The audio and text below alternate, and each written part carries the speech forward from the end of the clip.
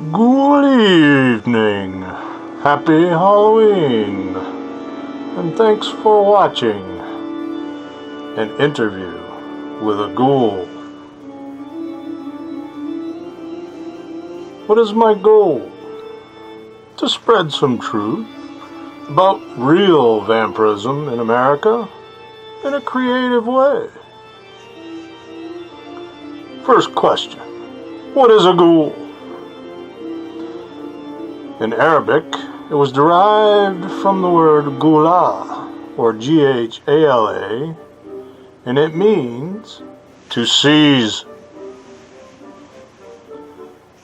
I use a small T in front of ghoul,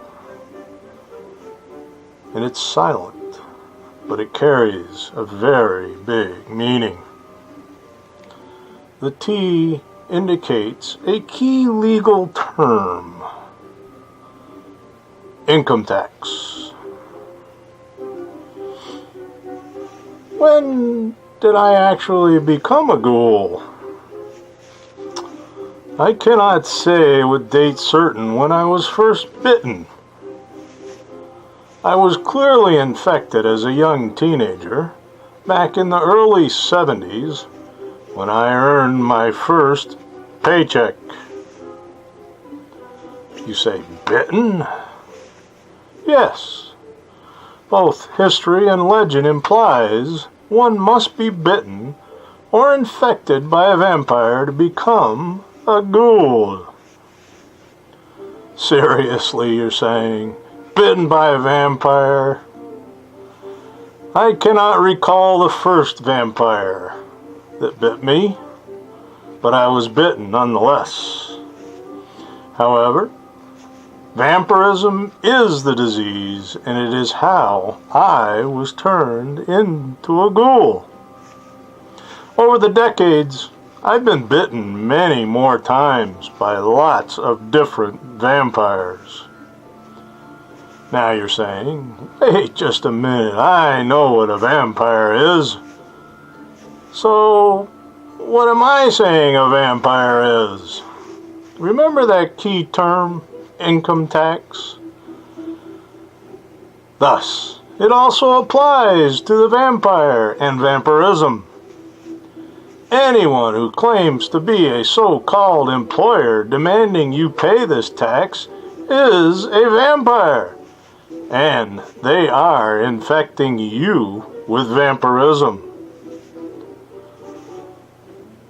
So am I stating that there's a special class of ghoul in America created by employers? For the record, I'm a former ghoul, and yes, it is a totally special class of American ghoul.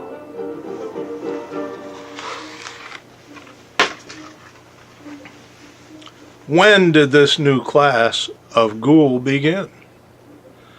The date is locked into American history, August 5th, 1861. Yes, I really know the actual date. Vampirism was and is a disease, and it was created in 1861, and it was widely known in federal circles as necessary evil.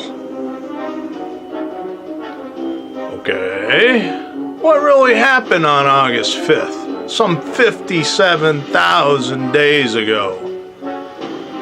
A totally new legal virus, vampirism, was released on Americans in 1861, and like many viruses, it mutated.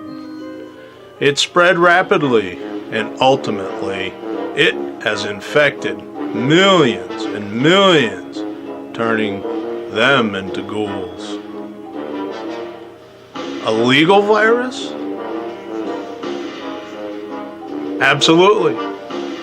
Vampirism was and is a legal virus created by federal law in 1861. I believe it was one based on spontaneous generation, or the idea that life comes from non-life.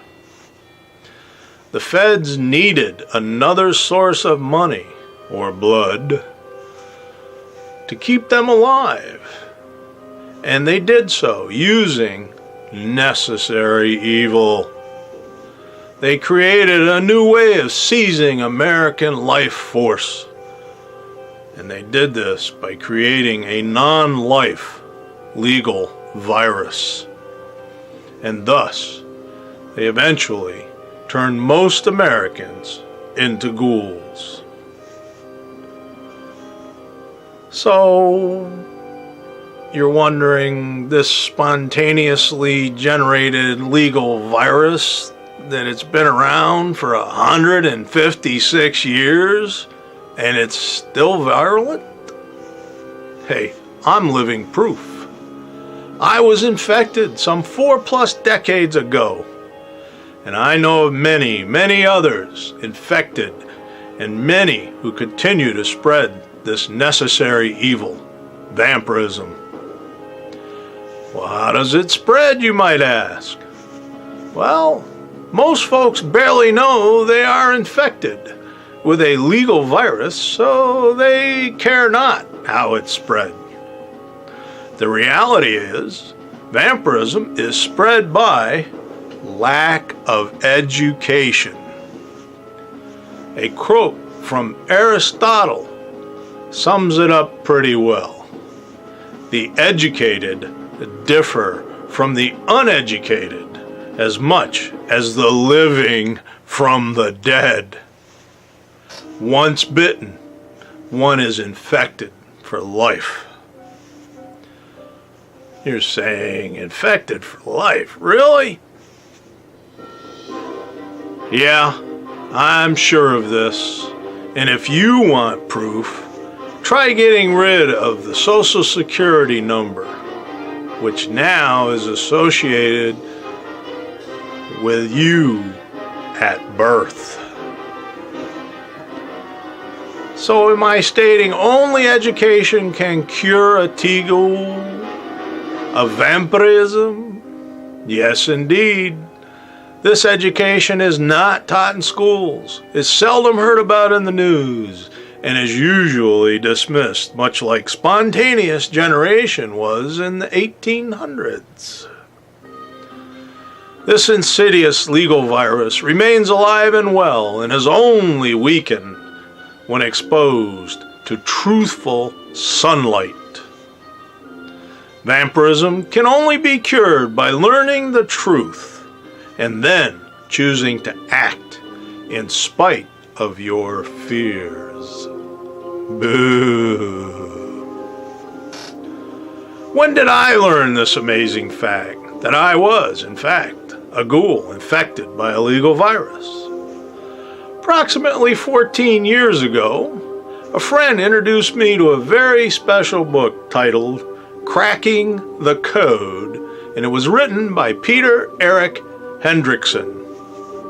His paperback was first published in 2003, and it's through Pete's fantastic work and my slow study of the same that I was ultimately cured of vampirism.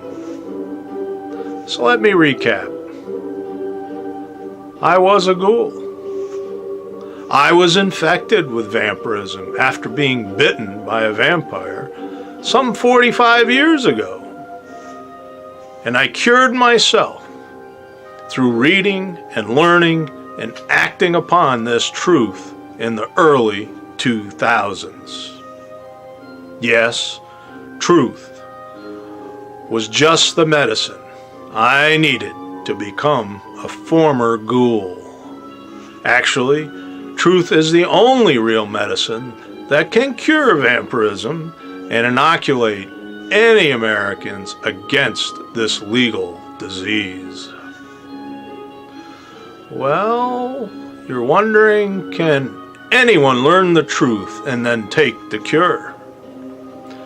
Not everyone is willing to learn or self-educate, and like many medicines, real truth, is not easy to swallow. Some folks actually enjoy and profit from being a vampire, and they consider it their duty to spread this legal disease. First step towards a cure is for an American to accept the facts. 1, they are infected by vampirism. 2, they are a living ghoul. And 3, there is a cure for this legal virus. You might say, why can't I just buy the cure at the corner store or take a special college class? Real truth is priceless. This is something one cannot simply dispense at the store or share in a classroom. Or a simpler phrase often heard today, freedom's never free. Then you're saying to yourself, couldn't I just go out and hire someone to help me become free of vampirism?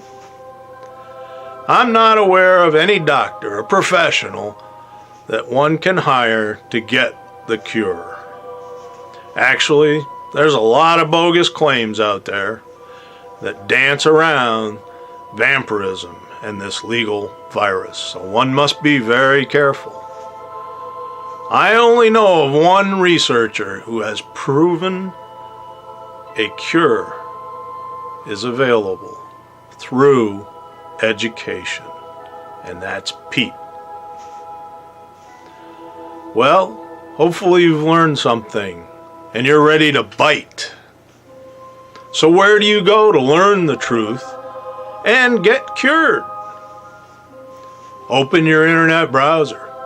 Go to www.losthorizons.com and start educating yourself. Only you can rid yourself of vampirism and thus join thousands of Americans in becoming a former ghoul. Happy Halloween.